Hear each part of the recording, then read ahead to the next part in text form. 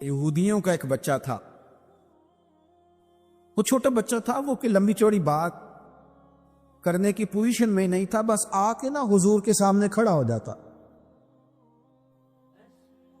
اور شارحین کہتے ہیں زیادہ پتہ وہ ڈیوٹی کیا کرتا تھا، بس محبوب کا چہرہ دیکھتا رہتا، دیر تک نہ حضور کو دیکھتا رہتا۔ نبی کریم کبھی کبھی کوئی کام بتاتے تو کر آتا، یہودی کا بیٹا تھا، پیار ہو گیا اسے نبی پاک سے۔ آپ کے بیٹے کو بھی ہو سکتا ہے، میرے بیٹے کو بھی ہو سکتا ہے، شرط یہ ہے کہ وہ اپنے ابا سے حضور کی نعت سنے۔ اس نے اپنے ابا سے دولت کی تعریف سنی تو اسے دولت سے پیار ہو گیا۔ اس نے اپنے ابا سے سنی نا بات کہ فلانے کا بیٹا ڈاکٹر بن گیا تو پیسے بڑے کما رہا ہے، فلانے کا بیٹا کاروباری ہے تو آگے بڑا گزر گیا، جو سنا سو اس کے دل میں آ گیا۔ اگر یہ سنے گا تو حضور کا پیار بھی آ جائے گا۔ وہ نبی کریم کی بارگاہ میں کھڑا رہتا ہے، حضور کی زیارت کرتا ہے، خدمت کرتا ہے یہودی کا بیٹا۔ میرے محبوب بڑے کریم ہیں، میں بڑی ذمہ داری سے آپ کو عرض کرتا ہوں، حضور بڑا ہی اجر عطا کر دے۔ وہ یہودی کا بیٹا تھا، بیمار ہو گیا، قربان جائیں، دو ایک دن نظر نہیں آیا تو حضور فرمانے لگے چلو نا تیمارداری کرنے سے۔ حضور تیمارداری کرنے کیسے نصیب ہیں، کیسی خوش بختیاں ہیں، سرکار سرانے بیٹھے ہیں، نبی کریم علیہ الصلوۃ والسلام کرم فرما رہے ہیں۔ حضور کی وہ محبت دیکھی نا تو وہ غریب یہودی، اسے پتا تھا سرداروں کے طریقے کیا ہیں، اسے پتا تھا چودھریوں کے سلیقے کیا ہیں، اسے خبر تھی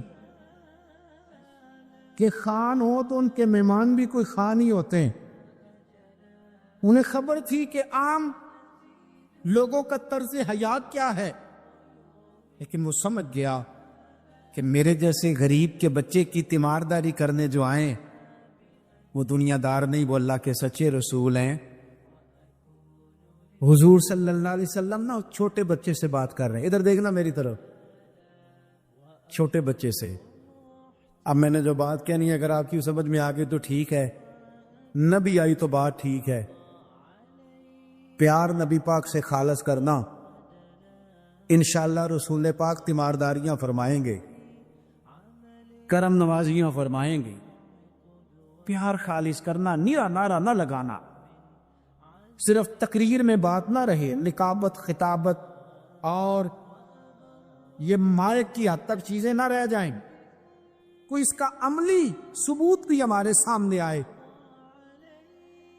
حضور اس بچے سے بات کر رہے ہیں، فرماتے ہیں کلمہ نہیں پڑھ لیتا، قربان جائیں، کسی کو ابا نے کلمہ پڑھایا، کسی کو اماں نے پڑھایا، کسی کو مفتی صاحب، پیر صاحب، علامہ صاحب، صوفی صاحب، درویش نے پڑھایا، اس کے بھی تو ذرا نصیب دیکھو نا۔ میں گڈی تے ہاتھ ڈور سجن دے، او جینج رکھے اونج ریڑ ہے، او جینج رکھے جینج رکھے اونج ریڑ ہے۔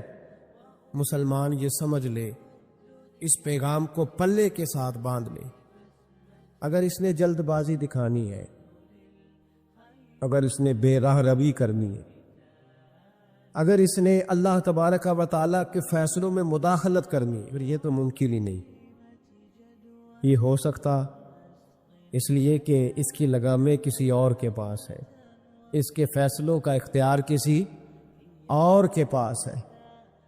بنی اسرائیل میں ایک شخص تھا، امام غزالی رحمۃ اللہ علیہ فرماتے ہیں اس کا دل چاہا کہ پتہ تو کروں جنت میں میرا پڑوسی کون ہوگا۔ اس کو خواب میں بتایا گیا کہ فلاں بن فلاں تیرا جنت میں پڑوسی ہے۔ اب یہ بڑا عابد تھا، زاہد تھا، عبادت گزار تھا، پرہیزگار، بڑا نیک تھا، بڑا پرہیزگار۔ یہ سفر کر کے اس کے پاس گیا، اس کو جا کے کہنے لگا میں تیرا مہمان نہ بن جاؤں، 2-3 دن کا بن جاؤ۔ کہتے میں 3 دن اس کے ساتھ رہا، میں اس سے زیادہ نوافل پڑھتا تھا، زیادہ صدقات و خیرات کرتا تھا، زیادہ عبادات کرتا تھا، وہ تو میرے مقابلے میں کچھ بھی نہیں۔ 3 دن کے بعد میں آنے لگا تو میں نے اس کو کہا یار میں ایک مقصد کے لیے آیا تھا تیرے پاس. اس نے کہا بتائیے. میں نے کہا کہ میرا آنے کا مقصد یہ تھا کہ میں دیکھوں تو کون سی ایسی عبادت کرتا ہے کہ جنت میں تو میرا پڑوسی بنے گا. لیکن تیری عبادات ریاضت میں تکبر نہیں کرتا, لیکن میں نے کوئی خاص چیز دیکھی نہیں, کوئی خاص بات ہے تو مجھے بتا دے. تو بندہ کہنے لگا کوئی خاص بات نہیں, ہاں ایک چھوٹی سی عادت ہے میرے اندر, چھوٹی سی عادت. بڑے لوگ کبھی بھی اپنی باتوں کو بڑا نہیں سمجھتے. ایک چھوٹی سی عادت ہے. کہا وہ کون سی؟ تو وہ کہنے لگا اگر شدید گرمی ہو نا تو میں نے اپنے رب سے کبھی سردی نہیں مانگی, اور کبھی برف جمی ہو نا گلیوں میں تو میں نے اپنے رب سے کبھی گرمی نہیں مانگی. میں سمجھتا ہوں میرا رب مجھے دیتا ہی وہ ہے جو میرے حق میں بڑا بہتر ہوتا. یہ ایک میری چھوٹی سی عادت ہے کہ کڑاکے کی دھوپ میں نے کبھی مالک سے سائے کا سوال نہیں کیا, اور اگر تیز بارش ہو رہی ہو تو میں نے کبھی یہ نہیں کہا کہ بارش نہیں ہونی چاہیے تھی, کیا بنے گا فلاں چیز کا. میں سمجھتا ہوں جو بہتر تھا اللہ نے وہی دے دیا ہے تو میں مطمئن رہتا ہوں. تو وہ نیک آدمی وہ اللہ کے ولی کہنے لگے اسے چھوٹی سی عادت نہ بتا, تیری یہ وہ عادت ہے جس کی وجہ سے رب تجھ سے راضی ہو گیا ہے. اللہ تجھ سے راضی ہے تیری اس عادت کی بنا پر. جب ہمارے مزاج میں یہ چیزیں آ جائیں گی نا کہ جو میرے حق میں بہتر تھا مالک نے مجھے وہ دے دیا ہے, پھر ہم ہر جگہ بیٹھنے کی تمنا نہیں کریں گے, پھر سامنے والے سے ہم حسد نہیں کریں گے, پھر ہم یہ نہیں چاہیں گے کہ اللہ کرے وہ مر جائے اور اس کی ہر چیز مجھے مل جائے. پھر ہمارا مزاج پھر ہماری طبیعت یہ نہیں رہے. اللہ کی رضا پہ راضی رہے, مالک کے فیصلوں میں اپنے دل میں کوئی بوجھ محسوس نہ کرے, اپنی زندگی اللہ کے فیصلوں. دیکھیں نا جو ماں باپ اللہ نے بڑے اچھے سمجھے وہ ہمارے لیے پسند کیے, وہ اللہ نے ہمارے لیے جو اس نے ہمارے حق میں بڑے, جو بہن بھائی, اللہ کرے آپ کو سمجھ آئے, جو بہن بھائی اس نے ہمارے حق میں بڑے اچھے سمجھے وہی بہن بھائی اس نے ہمیں عطا کیے. جس بیوی کو اس نے ہمارے گھر کے گلشن میں بہتر سمجھا اس کو لا کے اس نے ہمارے آنگن میں بٹھایا, اور جو اولاد اس نے ہمارے لیے باعث افتخار سمجھی وہ اولاد اس نے ہمیں عطا فرمائی. حضرت نوح علیہ السلام کا بیٹا کافر ہو گیا, پر کسی جگہ انہوں نے شکوہ نہیں کیا کہ مالک یہ کافر کیوں ہوا. اللہ کے قبضے میں ہے نا دل, پھیر سکتا ہے نا, مقلب القلوب ہے. لیکن حضرت نوح نے دعا اللہ کی رضا پر راضی رہے, اپنا مزاج بدلے, تاکہ معاشرے میں یہ جو گھٹن ہے, یہ جو ٹینشن ہے, یہ جو جھگڑا ہے, یہ جو چھینا چھانی ہے, یہ جو ایک دوسرے پر لوگوں کی نظریں ترچھی ہے, یہ ختم ہو. سمجھو کہ میرے حق میں جو بہتر تھا مالک نے وہ چیز مجھے عطا کر دی. میں اکثر کہتا ہوں اپنے دوستوں کو, میں کہتا ہوں مجھے ایسے لگتا ہے جو سب سے اچھے ماں باپ تھے وہ اللہ نے مجھے عطا فرمایا, اور جو سب سے بہترین اساتذہ تھے نا ان کا دروازہ اللہ نے مجھے عطا فرمایا, اور جو جس شیخ جس پیر کو اللہ نے سب سے زیادہ شان عطا فرمائی اس کا دروازہ اللہ نے مجھے دکھایا. اور اس کے بعد اتنے تابع دار شاگرد میں نے کسی کے نہیں دیکھے جتنے مجھے ملے, اور اتنے وفادار پیر بھائی اور مرید میں نے کسی کے نہیں دیکھے جتنے مجھے ملے. میں اس بات پر, اور میں بات اس لیے نہیں کر رہا, میں آپ کو دل کی گہرائی سے بات بتا رہا کہ یہ عنوان زندگی ہے, یہ روح زندگی ہے. میں کبھی کبھی بڑے ناز کے ساتھ سجدہ شکر ادا کرتا ہوں کہ ایک بہت بڑا خوش نصیب شخص ہو. اب یہ بات صرف سوچنے کی ہے. 100 لوگوں میں سے اگر ان 2 پہ ہی بندہ غور کرے جو نافرمان ہے تو پھر زندگی آگے چل سکتی. تو 98 پر غور کیوں نہیں کرتا؟ تو 98 پر غور کیوں نہیں کرتا؟ اگر کسی شخص کے ساتھ 20 سال گزرے اور تو صرف اسے ایک دن کو یاد رکھے جس دن میں اس نے تکلیف دی تھی, تو پھر یہ تیری زیادتی ہے. تو باقی ان دنوں کو کیوں نہیں یاد رکھتا جن دنوں میں اس کے تیرے ساتھ محبت والا معاملہ فرمایا؟ خدمت والا راضی دل رضا کا مزاج بنائے. یہ مسلمان کے ایمان کا حسن ہے، یہ مسلمان کے کردار کا کمال ہے، یہ مسلمان کی سوچ کا بلند معیار ہے، یہ مسلمان کا اعلیٰ مقام ہے. حضرت عبداللہ ابن عمر کا بیٹا بیمار ہو گیا. بڑے پیارے ہوتے ہیں نا بیٹے. آپ بڑے پریشان تھے، شدید پریشان. صحابہ کہتے ہیں ہم نے آپ کو بڑی تکلیف میں دیکھا، کبھی اس حکیم کے پاس، کبھی اس حکیم کے پاس، کبھی اس جگہ، کبھی اس جگہ. کچھ دنوں کے بعد بیٹا انتقال کر گیا. لیکن کہتے ہیں جب ہم تعزیت کے لیے گئے تو ہم نے ان کے چہرے پر بہت ساری سکون کو، بہت ساری راحت کو دیکھا. بیٹا انتقال کر. جب وہ بیمار تھا تو پریشان تھے، اب جب انتقال کر گیا تو سکون میں. تو کہتے ہم نے ان سے سوال کیا کہ حضور اس وقت آپ پریشان تھے، انتقال کے بعد تو لوگ زیادہ پریشان ہوتے ہیں، اب آپ سکون میں ہیں. تو آپ فرمانے لگے جب تک میری ڈیوٹی تھی میں پریشان تھا، خدمت کر رہا تھا، نوکری کر رہا تھا. اب میں اسے اس کے پاس چھوڑ آیا ہوں جو مجھ سے بہت زیادہ اس کا خیال رکھنے والا ہے، جو مجھ سے کئی ہزار گنا بڑھ کے اس پر توجہ کرنے والا. اب مجھے پریشانی، اب میرا کریم مجھ سے کہیں بڑھ کر اس کا خیال رکھے گا، اسے سکون دے گا، اسے راحت دے گا. اور میں اپنے رب کے فیصلے پر بڑا راضی ہوں. انس بن مالک رضی اللہ تعالیٰ عنہ کہتے ہیں 10 سال حضور کی بارگاہ میں رہا، 10 سال، اور 10 سال میں نے حضور کے گھر میں نوکری کی. کہتے ہیں نبی پاک نے کبھی مجھے اف تک نہیں کہا. ہمارا اپنا بچہ جو ہوتا ہے نا بیٹا، اور 10 دنوں میں شاید سینکڑوں دفعہ سوڑ لے یہ کیا کیا ہے، وہ کیا. کہتے 10 سال حضور نے مجھے، کہتے میں نے ایک دن بڑا نقصان کر دیا، کوئی بڑی چیز مجھ سے ٹوٹ گئی، بڑا نقصان ہو گیا.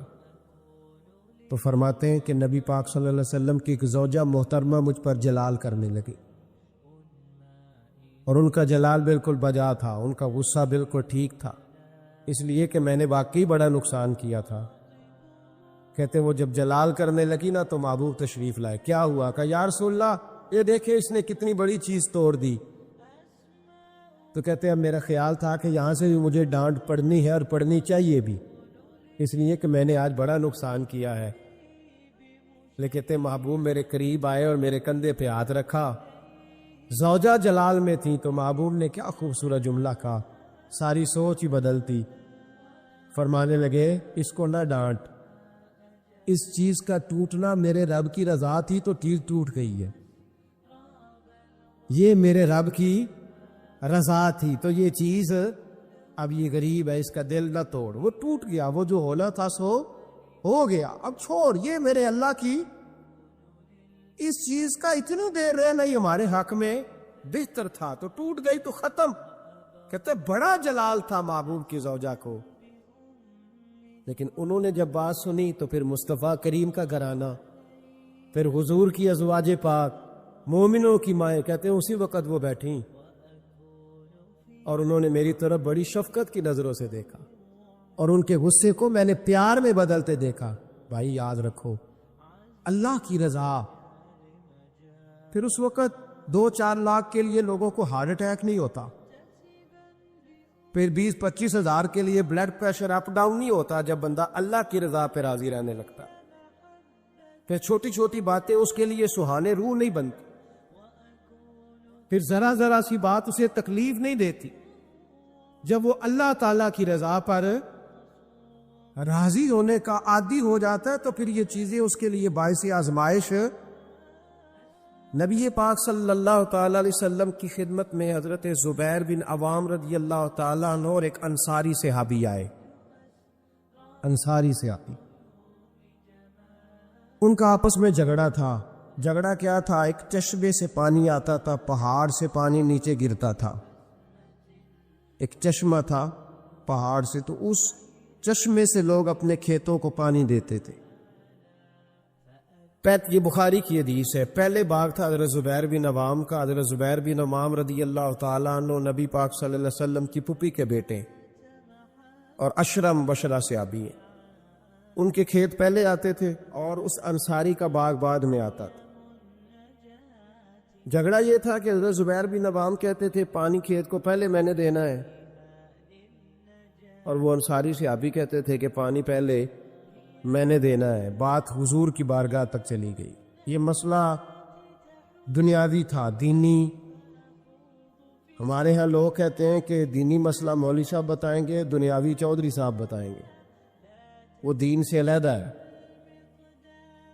نبی پاک صلی اللہ علیہ وسلم کی بارگاہ میں جب یہ بات گئی نا تو حضور نے فرمایا بھائی پہلے کھیت کیونکہ زبیر کا ہے، ہوتا ہے نا ہمارے ہاں پانی کی باریاں ہوتی ہیں، تو جس آدمی کا کھیت پہلے ہے وہ پانی پہلے پلا لے اپنے کھیتوں کو، دوسرے بعد میں پانی لگا لے۔ تو نبی پاک علیہ السلام نے فرمایا چونکہ زبیر کا کھیت پہلے ہے تو زبیر پہلے پانی لگا لے کھیت کو، اور انصاری کا باغ چونکہ بعد میں آتا ہے، اس کے کھیت بعد میں آتے ہیں تو وہ پانی بعد میں لگا لے۔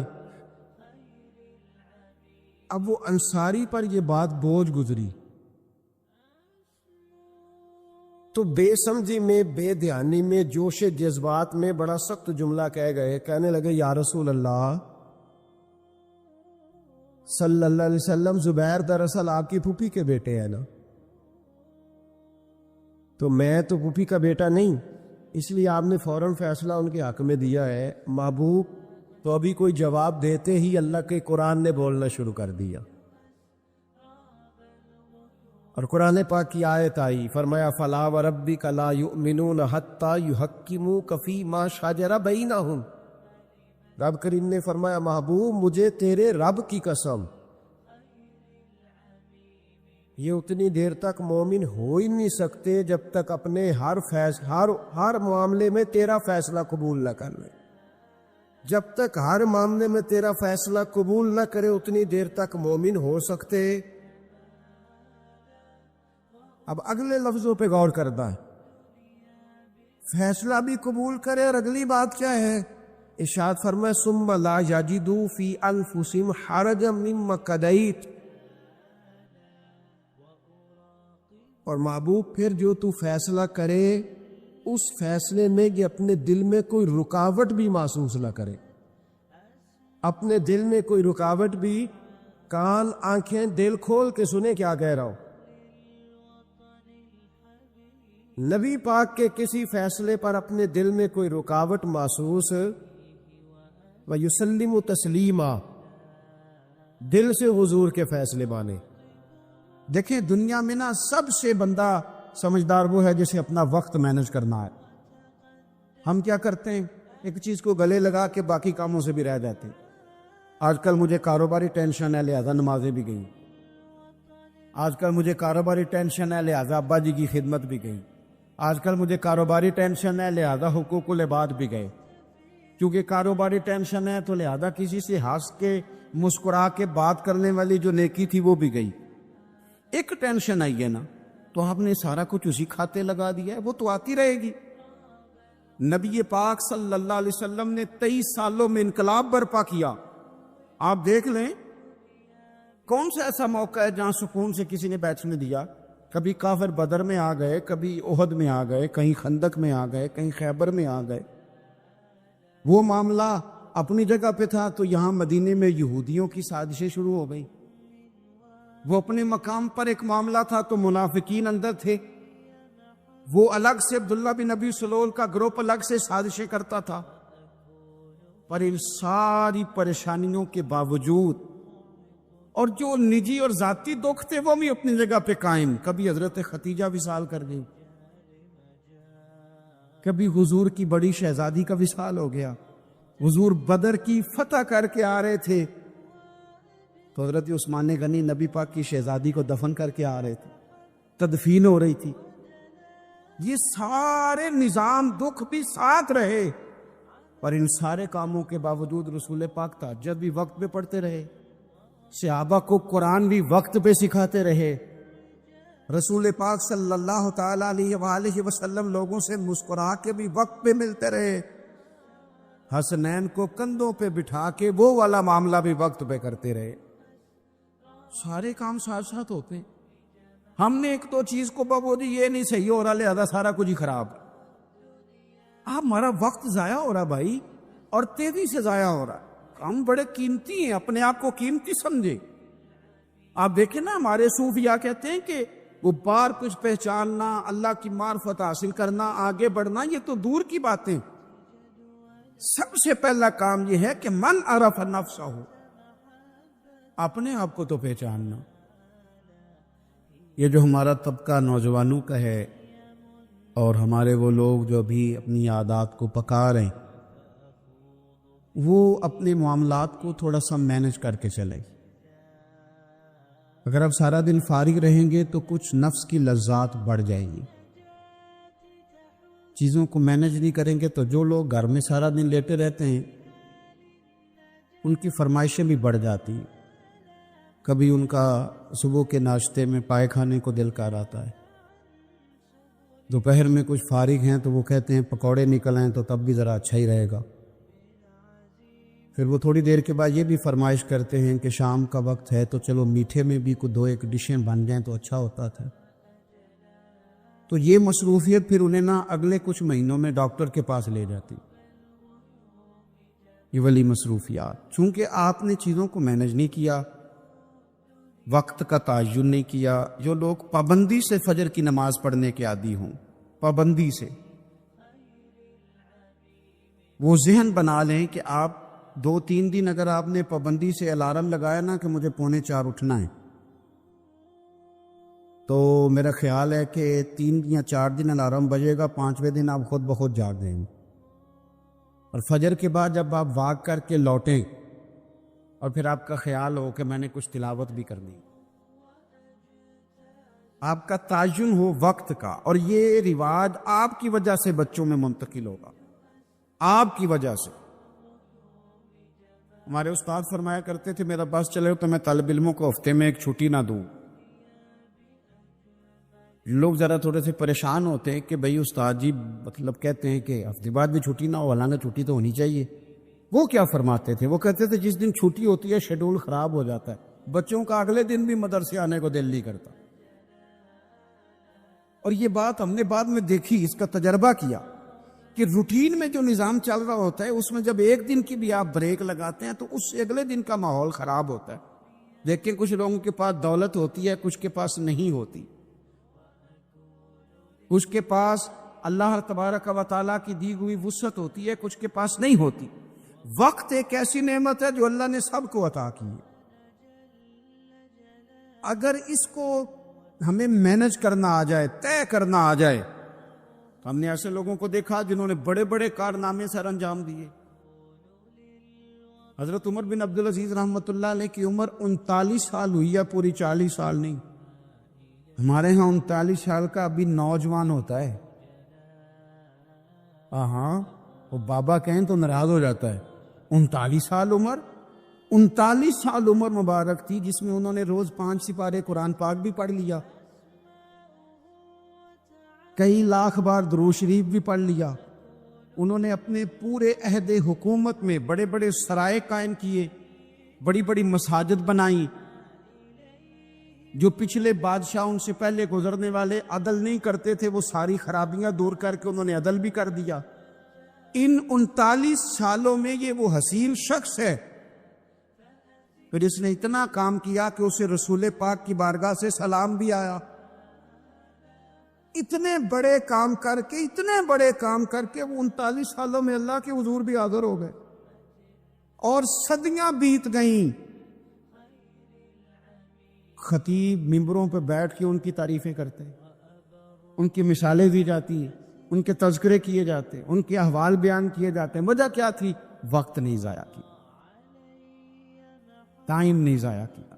آپ یقین کریں اتنا وقت ہے ہمارے پاس، اتنا وقت ہے، فلانی چیز کا بھی ہمیں پتہ ہے، فلانی چیز کا. حضرت بابا فرید الدین گنج شکر رحمت اللہ تعالی علیہ، آپ دلی میں رہتے تھے، اپنے مرشد شیخ قطب الدین بختیار کاکی کی بارگاہ میں.